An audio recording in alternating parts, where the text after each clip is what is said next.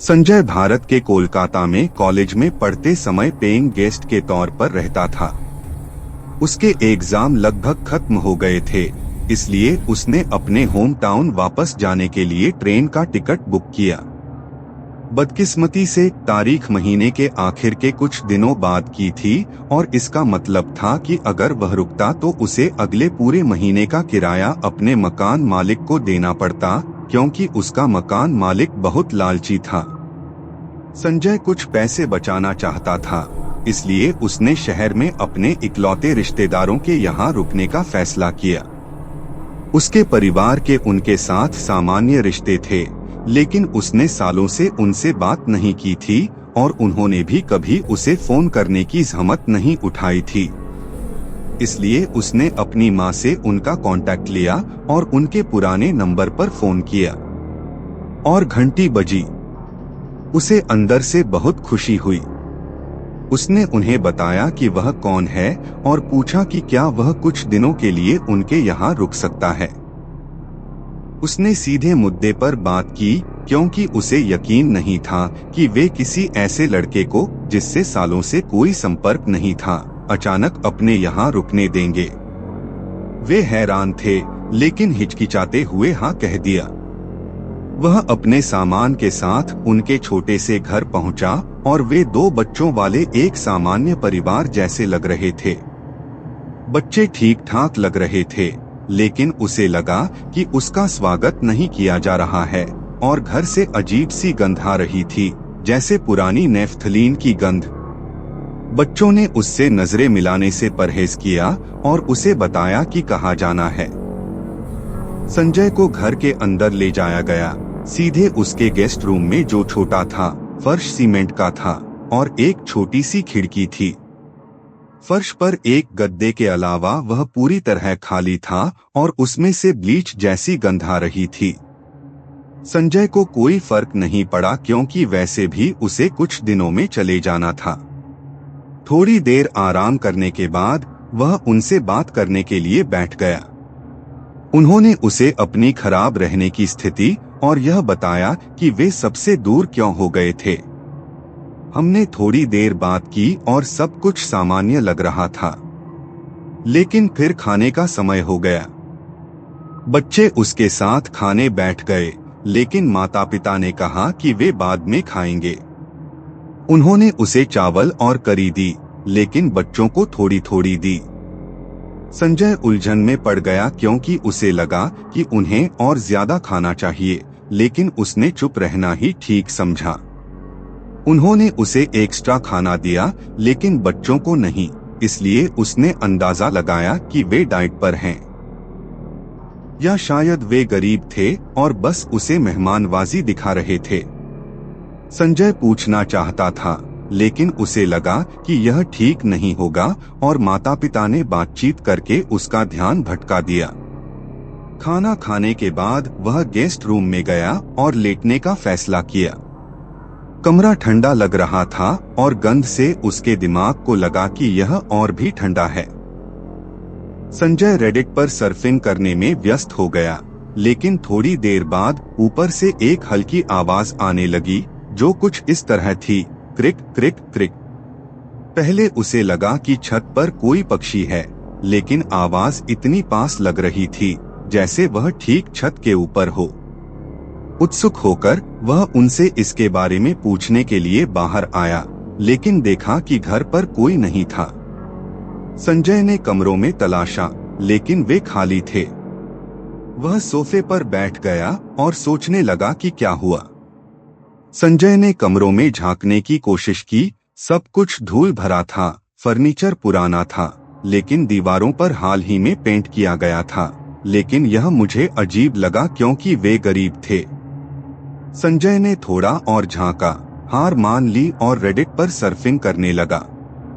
30 minute बाद उसने एक और आवाज सुनी, जैसे पत्थर को घिसा जा रहा हो, और फिर किचन के दरवाजे का हैंडल हिलने लगा। संजय को लगा कि उसे छिपना होगा, इसलिए वह वापस अपने कमरे में चला गया। संजय ने झांका और देखा कि वे सब बाहर आ गए हैं।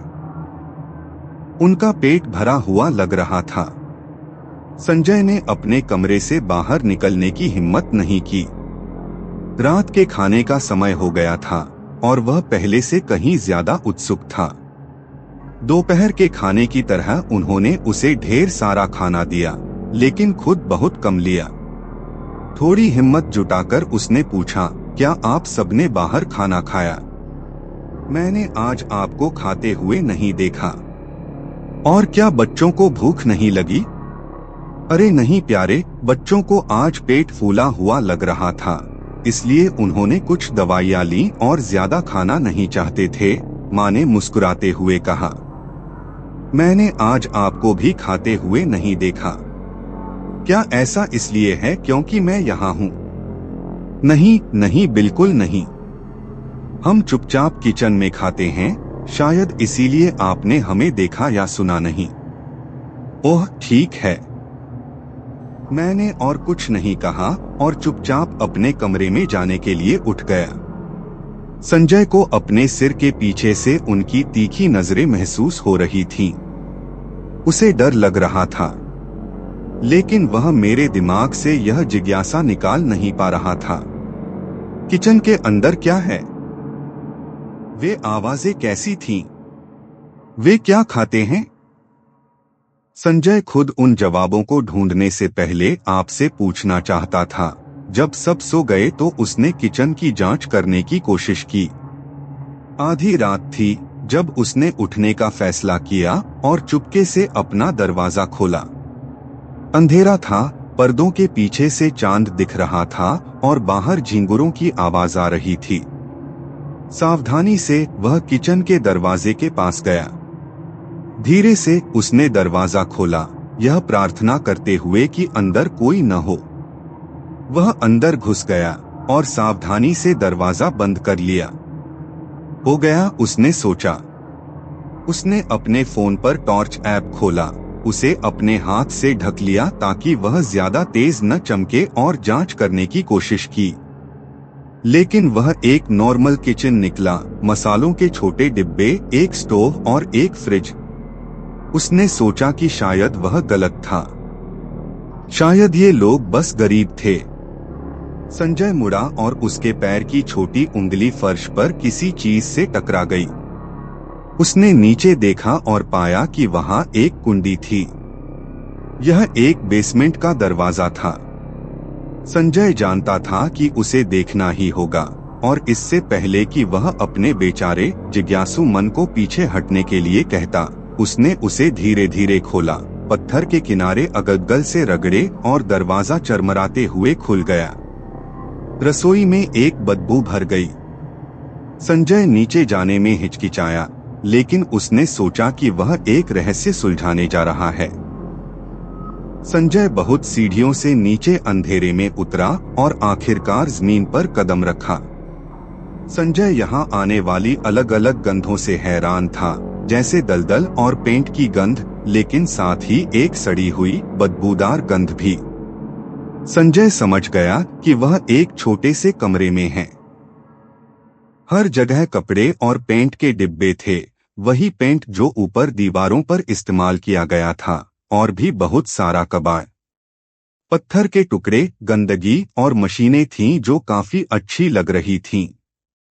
संजय ने सोचा कि बस इतना ही है, जब तक उसने एक और दरवाजा नहीं देखा जिसके नीचे से हल्की नीली रोशनी आ रही थी। उसने उसे धक्का देकर खोल दिया।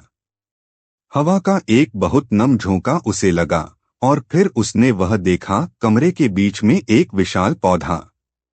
संजय को विश्वास नहीं हुआ। हर जगह पौधे थे। छत पर नीली रोशनी और एक मशीन से नम हवा आ रही थी, जिससे वही आवाजें आ रही थीं जो उसने अपने कमरे में सुनी थीं। उसमें से पाइप निकल रहे थे जो ऊपर जा रहे थे। शायद इसीलिए उसने उसे ऊपर सुना था। यह एक इंडोर ग्रीन हाउस जैसा था। हर जगह कागज थे, एक नई पौधों की प्रजाति, उल्कापिंडों के गिरने और बहुत कुछ के बारे में अखबारों के लेख, लेकिन उसने एक पट्टिका देखी जिसने उसका ध्यान खींचा। समुद्र दास, अग्रणी वैज्ञानिक, बागवानी विशेषज्ञ, पौधा प्रजनक और मौसम विज्ञानी। यह पागलपन था, क्योंकि यह मेरे रिश्तेदार का नाम था। कौन जानता था कि वह इतना बुद्धिमान था। पौधा देखकर वह पूरी तरह से हैरान रह गया। विशाल पौधा गोल और हरा था, जिसमें पूरे कमरे में बड़ी बड़ी नसें फैली हुई थीं। संजय को लगा कि यह पेड़ नहीं है, क्योंकि यह छूने में नरम था और इसके किनारों से हरे रंग का चिपचिपा पदार्थ निकलकर बगल में रखे कटोरे में गिर रहा था। यह बहुत अजीब था। पौधे के नीचे एक लेबल पर लिखा था एंथ्रोपोफैगोस डार्लिंगटोनिया। संजय ने पौधे का और ध्यान से निरीक्षण करने की कोशिश की। वह उस बड़े पौधे के पास गया और उसने देखा कि पौधे के अंदर कुछ था जो एक काली जेलीफिश जैसा था, और उसने उस पर अपनी टॉर्च की रोशनी डाली। उसके गर्दन के बाल खड़े हो गए। संजय का बैलेंस बिगड़ गया और वह लड़खड़ा गया। डर के मारे उसकी हालत खराब हो गई। पौधे के अंदर एक आदमी था, एक आदमी जो लगभग घुल चुका था। इससे पहले कि वह अपनी आंखों पर यकीन कर पाता, उसने बेसमेंट का दरवाजा चरमराने की आवाज सुनी। संजय जल्दी से उठा और कागजों के ढेर के पीछे छिप गया। किनारों से झांक रहा था। उसका मुंह सूख रहा था और उसके कानों में घंटियां बजने लगीं। संजय सच में अपनी जान के लिए डरा हुआ था। उसने देखा कि वह उन बच्चों में से एक था। वह पौधे के पास आया और उसने उस हरे चिपचिपे पदार्थ में से कुछ पिया। जरूर वे यही खा रहे होंगे। संजय जानता था कि उसे अभी भागना होगा, इसलिए वह उठा और उसके सामने आ गया। वह डरा हुआ और हैरान था। संजय ने उसे चिल्लाने से रोकने के लिए अपना हाथ उसके मुंह पर रखा, लेकिन उस कमीने ने उसके अंगूठे पर जोर से काट लिया। इसलिए उसने उसे गर्दन से पकड़ा और दबा दिया। उसकी आंखें घूमने लगीं और उसके हाथ पैर छटपटाने लगे और वह बेहोश हो गया। संजय को तब अपनी ताकत का अंदाजा भी नहीं था, लेकिन वह बस भागना चाहता था। संजय सीढ़ियों से भागा, किचन से होते हुए अपने कमरे में गया। जो कुछ भी मिला सब कुछ उठाया और मुड़ा, लेकिन उसके दोनों रिश्तेदार दरवाजे पर खड़े थे। उनकी आंखों में बुरी नीयत से भूख थी।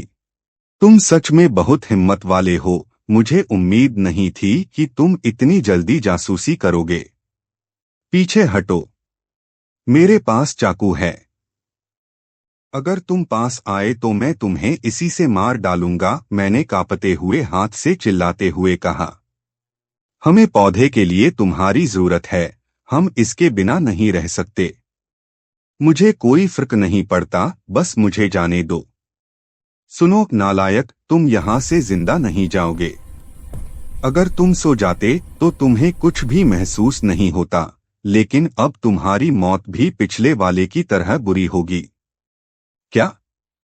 मैं तुम्हें कुछ भी दूंगा, प्लीज प्लीज। बहुत बुरा हुआ। जैसे ही वह वाक्य पूरा करने वाली थी, उसने अपने पति को जमीन पर पटक दिया और चाकू से उसे मार दिया। वह भी लड़खड़ाकर गिर गई, लेकिन उसे पकड़ने के लिए हाथ बढ़ाया। संजय ने उठने और भागने के लिए अपनी पूरी ताकत लगाई। एड्रेनालाइन मेरी नसों में दौड़ रहा था। उसने उसे पैर से पकड़ा, लेकिन वह उससे छूट गया। संजय उन दोनों के चंगुल से निकल भागा। जैसे ही वह दरवाजे से बाहर भागा, दूसरा बच्चा उसे देखता रहा। संजय को बहुत अच्छा लगा जब सामने का दरवाजा बंद नहीं था। वह बस भागा। संजय ने मदद नहीं मांगी, शायद इसलिए क्योंकि वह अपनी जान के लिए बहुत डरा हुआ था। वह बस बाहर निकलना चाहता था, या शायद उसने इसके बारे में सोचा ही नहीं। संजय बस रात भर भागता रहा और बेंच पर गिर गया।